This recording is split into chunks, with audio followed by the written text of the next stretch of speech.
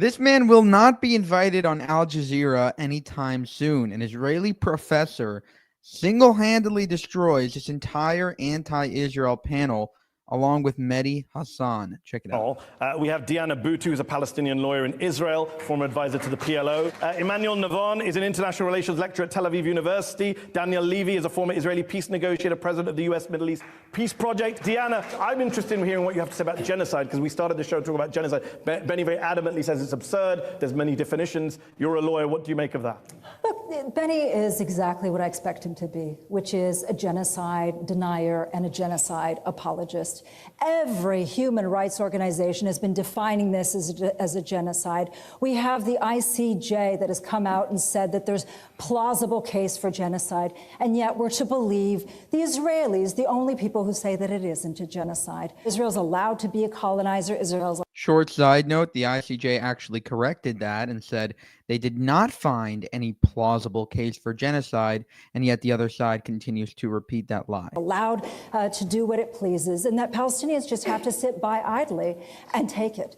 And this is the fundamental problem with Zionism. But we, Palestinians, are the ones who feel Zionism on our bodies. We've paid for it with our lives. We've paid for it with our land. This attempt to redefine Zionism will go nowhere, because you know, and the world knows, it's a hold on, I'm going to bring in all the panel. It's a colonial All right. Emmanuel, you teach international relations in Israel. Is there a recognition there that a lot of the world governments, allies of Israel, as well as the usual human rights groups, are very critical, at a minimum, of the way that Israel has prosecuted what's going on in Gaza?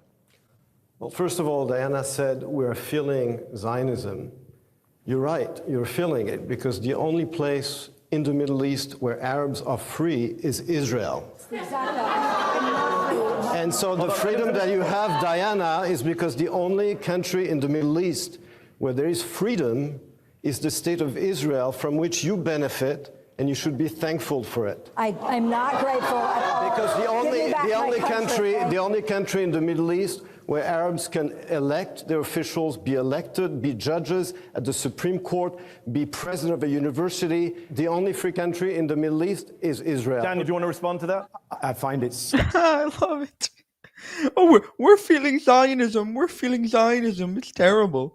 And then he says, you're right. You're feeling Zionism. You're feeling what it feels like to be in a free, democratic country. Thank you very much. You should be thanking us for that. Staggering that the gentleman to my right is telling the Palestinian citizen of Israel how she is experiencing the reality under which she lives. It's a staggering moment for me. Now, you know, there were different strands to Zionism, okay? There was a cultural Zionism, there was a binational Zionism. This could have gone in different directions. From the perspective of 2024, 75 plus years in, the idea that this is just something benign doesn't match with the reality that has been lived. Now, I would say it's clear what this has meant for Palestinians, but I would argue it's not doing what was written on the tin for Jews either. I don't think either Israeli Jewish or global Jewish safety is best served by the actions we see day in, day out in Gaza. Would you like to respond to what you've heard from the panel? Please. I think there's a misunderstanding here. There is a separation between Israel and the West Bank, Israel and the occupied territory, largely populated by the Palestinians and the State of Israel. In Israel itself, there is a rule of law. There is generally equality between the Jews and the Arabs, and you're misrepresenting it when you say that they are persecuted, and he's damn right in what he says. All the Arab states are dictatorships which do not allow their citizens any freedom, and Israeli Arabs enjoy most of the rights. They may be discriminated against in certain things, but they may enjoy certain rights which Jews do not have. For instance, not serving 3 years, wasting 3 years in the army, for example. Israeli Arabs don't do that. We don't want to do No, it's fine. Yes, I'm pretty sure most Palestinians are desperate to serve in the Israeli military right now. I'm sure you're right. Thank you for leaving us from One should be in Pre-1967 Zionism in Israel, it was not a colonial enterprise. In the West Bank, there is a colonizing and colonial framework, which is even apartheid-like in its actual workings. But I completely disagree with Benny Morris here, and that's why I only referred to this debate as a win and a great stance by the Israeli professor Emmanuel Navarro, because Benny Morris is a weak Jew. He's saying that Jews can't live in Judea and Samaria. They can't live in the so-called West Bank. Like, that's exactly what the settlements are. Just a bunch of Jews living in Judea and Samaria. If you look at that as apartheid, then you're really just hateful against Jews. If they can't even tolerate the presence of Jews in their lands, then we're not the apartheidists. We're not the Arab haters, so to speak. They're the ones that are Jew haters and cannot tolerate Jewish people. in pre-1967 Israel, that was not the case. And for the first 100 years or so of Zionism, it wasn't a colonial venture. It wasn't a venture of an extension Benny. of an imperial. Let me just define colonialism, since you're so busy defining genocide. Imperialism and colonialism were matched together, in which imperial and empire sent its children to dominate and take over a third world country and exploit its riches not and its South people. Africa. This is My not what father didn't Israel lose did his land. until 1967. Emmanuel, do you agree with Benny that there is a colonial aspect and apartheid-like aspect to the occupied West Bank? No. Zionism is a national liberation movement that freed its land from Arab Muslim colonialism. How do you think Islam expanded itself from the Arab Peninsula to Indonesia, from Indonesia to Morocco? Not from the Holy Spirit. This was conquest and colonialism. This is exactly the problem, is that he's a racist. He espouses these racist views. That's the problem with Israel. Israel is a society, a country that is based on this idea of Jewish supremacy, and anything that they do or say goes, which means, therefore, that as a Palestinian who lives in that country, who is not enjoying any benefits of so-called democracy, that they get to espouse and tell me how I... Whoa, hold on. She is on a panel criticizing Israel, talking about how Israel is this colonial state. She lives in Israel. And Israel's not a democracy, and Israel's not a free country. You're legitimately practicing free speech and criticizing the Israeli government and the Israeli people and calling Israel as a whole a colonial state, and then you complain that Israel is terrible.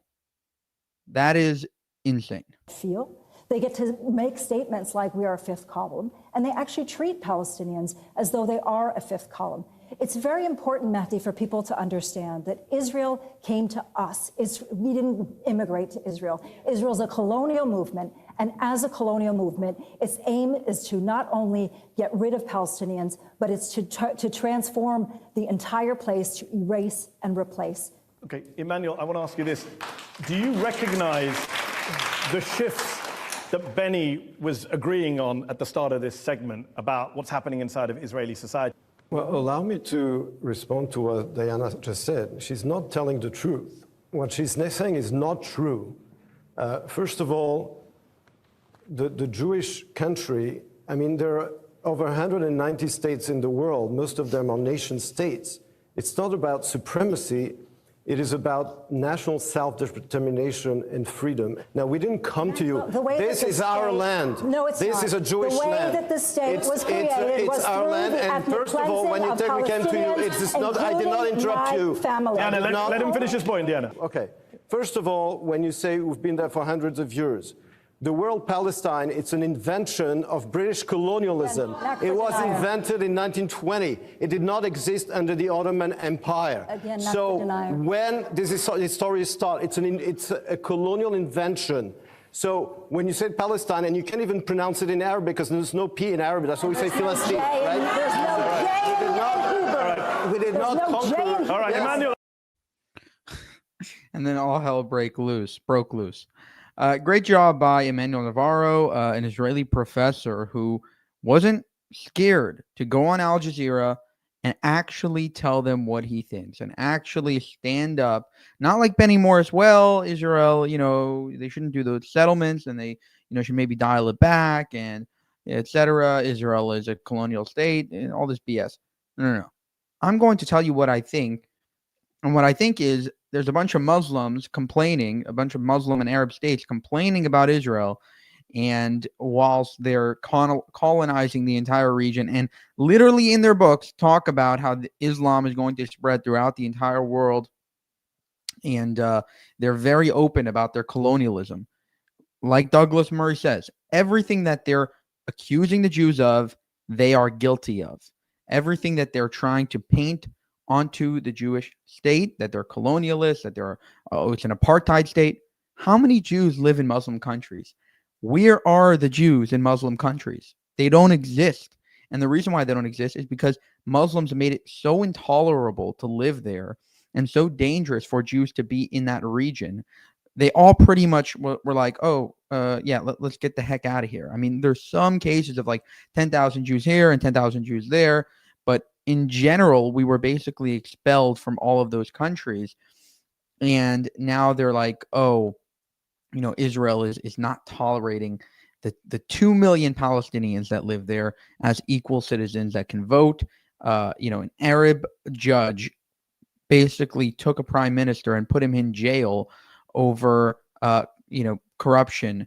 And then they go ahead and accuse Israel of apartheid when Israel is by far the most free and democratic and non-apartheid state in the region. For more, subscribe to the channel. If you want to help us make more of these videos, you can go to buymeacoffee.com/JewishUncensored. Our main channel at Jewish Uncensored was demonetized, and therefore going to buymeacoffee.com/JewishUncensored, and supporting us there is more important than ever. Thank you for watching, and have a good one.